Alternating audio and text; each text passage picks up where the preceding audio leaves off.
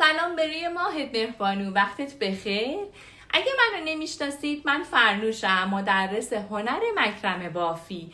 اومدم دغدغه بیش از 90% هنرمندا که نحوه اندازه‌گیری نخ در بافت است رو برطرف کنم. یک بار برای همیشه پروندهش رو ببندیم بره. طبیعی هم هست، منم اون اوایل این مشکل رو داشتم. دغدغه خیلی از عزیزان هست، میدونم. فقط یک کوچولو به حرفای من 2 دقیقه زمان بذار، به حرفام گوش بده و بهش عمل کن. مطمئنم که نتیجه میگیری. این پستم برای هر عزیزی که تو این زمینه فعالیت میکنه و فکر میکنی به دردش میخوره بفرست. تک به تک توی اسلایدها توضیح میدم. قشنگ گوش کن و بهش عمل کن. خب عامل اول که تاثیرگذاره ضخامت نخ مصرفیتون هست. بعد از اینکه شما انتخاب کردید برای این کاری که میخواید ببافید، با توجه به کارایی و حالا اون انتخاب مشتری که دارید، از چه نخی با چه ضخامتی و چه جنسی استفاده کردید، ضخامت نختون تأثیر مستقیم داره. یعنی چی؟ هرچه نختون ضخیم‌تر باشه، میزان نخ مصرفی و متراژش هم بیشتر خواهد بود.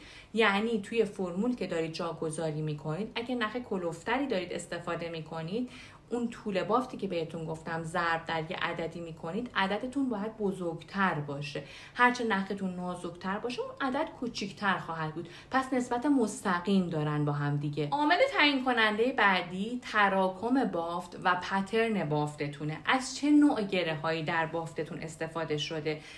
تراکم بافتتون چقدره؟ مثلا من وقتی که دارم یه زیر بشقابی میبافم و همشون گره مدادیه، شعاع رو ضرب در 6 میکنم، چون کلا گره مدادی میزان نخ مصرفیش بیشتر از گره مربعی هستش. یا اگر تراکم بافتم کمه، اون عددی که ضرب در طول بافت میشه در فرمول کوچیک‌تر خواهد بود. پس هرچه متراکمتر گره های مدادی استفاده شده بیشتر، اون عددی که در طول بافت ضرب میشه بزرگتر خواهد بود. اینو باید در نظر بگیرید. مسئله بعدی که بیشترین تاثیرگذاری رو داره و بیشترین اختلاف بین هنرمندا رو به وجود میاره، همین عامل سومه. میزان کشش دستتون در بافت. هر عزیزی با دیگری میزان کشش دستش متفاوته. مثل دستخط هر شخص میمونه که با دیگری فرق میکنه. بنابراین این عامل خیلی تعیین کننده است. من توی کلاس‌های حضوریم به شدت این مسئله برام ملموس شده که عزیزان با توجه به کشش دستشون میزان نخ مصرفیشون متفاوته. چیزی که ازتون میخوام، خواهشی که ازتون دارم اینه که یه دفتر تهیه کنید. هر بافتی رو که شروع میکنید توی فرمول جاگذاری میکنید، محاسبه میکنید برای هر نختون چند متر باید ببرید، پترنتون چیه، از چه نخی استفاده میکنید. در انتها بعد از اینکه بافتتون تکمیل شد بنویسید. یعنی میگم چیکار کنید؟ بعد از اینکه بافتتون تموم شد برمیگردید همون صفحه مینویسید نحوه اندازه‌گیری که کردم درست بود؟ نه، کم اومد، زیاد اومد. تجربه‌ای که از اون بافتتون داشتید، آیا اصلا این نخ مناسب این بافت و این پترن و اصلا این جنسی که من بافتم بود یا نبود؟ هر تجربه‌ای که از اون بافتتون داشتید بنویسید. بعد از 2-3 ماه با یه میانگین و اوریج خودتون متوجه میشید که به چه صورت باید برش بزنید. برای همینم هستش که بهتون میگم مثل دستخط آدم میمونه. این که به من میگید که چقدر نخ ببرم، خیلی این عامل سوم تعیین کننده است. ممکنه من 5 متر ببرم برام کافی باشه، برای شما 6 متر هم کم بیاد، برای عزیزی با 4 متر و نیم هم تموم شد اضافه هم بیاد. بنابراین عامل سوم خیلی مهمه و هیچ کس نمیتونه بهتون بگه. فقط بر اثر تجربه و ممارست و تمرین خودتون به دست میاریدش و خواهش میکنم کار انجام. حالا بیشترین سوالی که بعد از این توضیحات از من میشه اینه که کدوم بهتره؟ زیاد بکشیم و دستمون سفت باشه خوبه یا شل بگیریم؟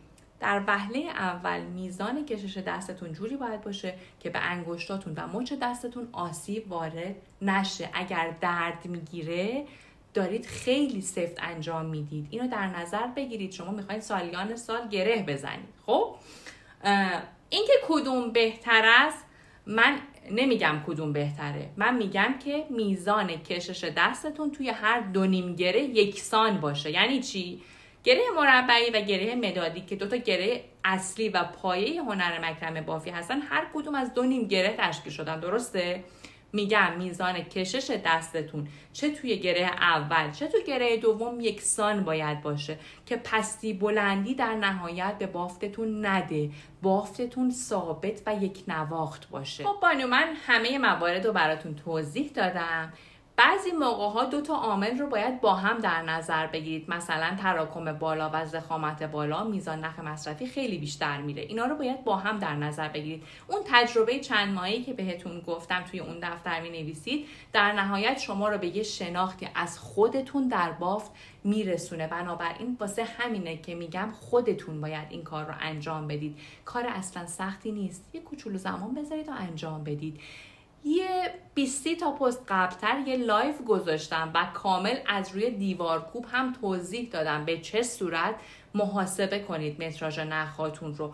اون رو هم اگر باز مشکل دارید نگاه کنید که انشالله کامل مشکلتون رفع بشه. امیدوارم که این پست براتون مفید بوده باشه. روی ماه تک تکتون رو میبوسم. امیدوارم از آسمون براتون طلا بباره و بهترین ها نصیب قلب پاکتون بشه.